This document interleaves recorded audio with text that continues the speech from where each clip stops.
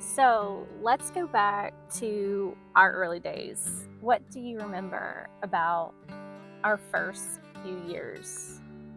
So I remember with fondness that whole season of launching our first retreat. It was fall of 2018 when we were going to have the first one, but we didn't decide until June or July that we were actually going to go for it. Our board said, go for it. And we were like, can we pull it off? And I remember you were ordering on Amazon and Walmart, all the different places. Those people thought we were crazy. I'm pretty sure that my credit card got flagged and they locked up. They're like, something's wrong. Someone must have your credit card and is burning through money. 13 wall tents, 13 queen size airbed cots, all of the furnishings and bedding and all that good stuff was in our foyer, our garage, and our dining room leading up to the event. And your dad, Caleb, my oldest son, and I were out trying to even figure out how we set these tents up. We had the big 20 by 20 white wedding tents for the dining room and for our worship.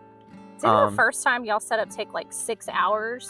It was something absurd. It was a very long time to try to figure all of it out. And I can remember, fast forward to the day of the event, the Friday night, this is October of 2018, and I can remember Eric and Jessica Garcia were leading the first ever newlywed game on Camp Refuge property, which was our family land at the time. And all the guests were there. I had my arm around my dad's shoulder like, oh my goodness, we're actually doing this. And at that moment, Caleb, I guess he was 13 then, was walking behind us with 2 pitchers of water for the dining room table tent behind us. And it just hits me. And I'm undone with the faithfulness of God that we get 3 generations of our family serving at a place where marriages are going to be restored. It was unlike anything else.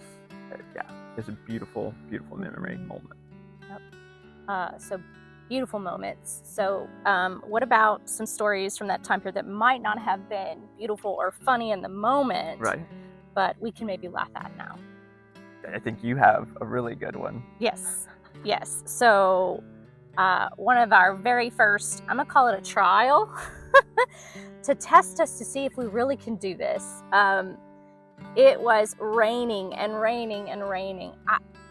I don't know if that was the one where they had like tornado warnings all around us. We have had some weather. We've had some weather, but this particular one, it was raining and raining and raining. And if you've had the honor of being on our new grounds, or even towards the end of the time when we were on our family land where we actually had platforms, you're about to hear the story of why we have platforms. So we had, I guess it was, I don't know if it was 10 couples or 12 couples at the time coming that particular retreat weekend, but there were, had been raining for days. And so there's something that very special happens to the ground when it rains a lot, and then you start walking on it a lot. It creates this like pumping action thing going. Well, our tents were on the ground, and so they're walking around in their tents, and it's creating this mushy texture underneath the tent. It's priming a well. And, excuse me, a bug flew at me, because welcome to nature. But anyway, there's the smell started emanating from the tents. And the best way, I remember, I'm gonna call her our hospitality lead at the time that weekend, came in to talk to me, and she's like horrified. She's like, Marta. Yeah, Marta. Marta is horrified, and she's like, Nicole, it smells like farm animals in this one particular tent.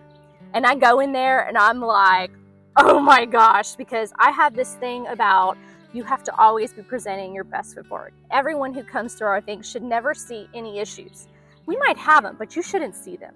Anyway, I'm a very much perfectionist, and I am horrified that this is going down. So, yeah, I thought it was over. Completely ruined. Ironically enough, the one tent that was really, really bad, that couple ended up coming and serving for many, many retreat seasons as our chef.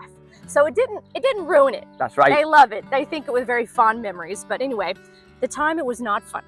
Not at all. Not at all funny. How about you? You have any fun memories? This one wasn't from the beginning, but can I tell the story of the pond here? Oh, yes. Once we finally made it to these grounds. We're on this property. This is in Brobridge, and we had back-to-back weekends. And I guess to say about the weekend Nicole's talking about too, we had to literally lift up the tent and move it forward about for 20, the next 30 weekend. feet because the next weekend was coming. And so that was when the idea for the wood platforms was birthed. Oh, and that's reminding me, didn't we bring in like hay to try to cover up the wet ground? Which only added to the barnyard feel of it. And then, I don't know why I didn't think of this, but you know, there's people who literally are allergic to hay. Yeah. So hello Benadryl, that actually happened the next weekend. So for some poor couples, I'm so sorry. I'm so sorry. But here we had another back-to-back weekend that was happening.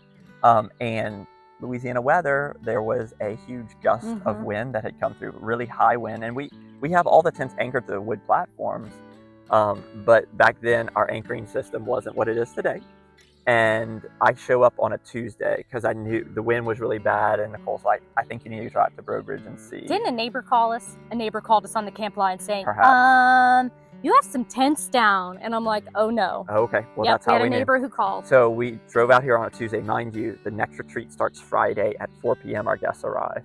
And I was a little shocked with disappointment and probably whenever I drove up, because I'm driving up the gravel driveway, and across the pond at least 3 tents are missing, and I'm walking close by and there are literally airbed cots floating upside down in the pond. And mind you, this is Tuesday afternoon.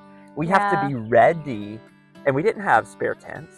So that's a God thing, because in the moment we were reading at work, Miss Emmanuel was leading us through this book by John Gordon, and it was about, one of the things that stood out to me is my calling is greater than my circumstances. The thing God's called me to is greater than whatever environment I find myself in. And seeing that environment, I was like, this is terrible. And I could have taken a negative attitude, like we'll never be ready, or I chose to believe that God had ordained what was going to happen, and we're gonna stick it out.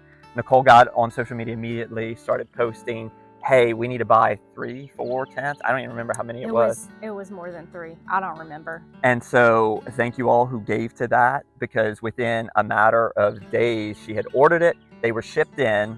I had people that showed up to help tear down, because we had, all of that to do and drawing stuff out. And then we had a team, I think, set up on the Thursday when the tents came in to be ready to put linens on the beds by Friday. It was one of those, seeing the sovereignty of God to come through with the timing was beautiful. It was definitely character building and faith building to see how no doubt. A group of people can come together with the Lord's hand over it and really redeem a situation that was really rough. Yeah. I don't know if we'd laugh about that one though.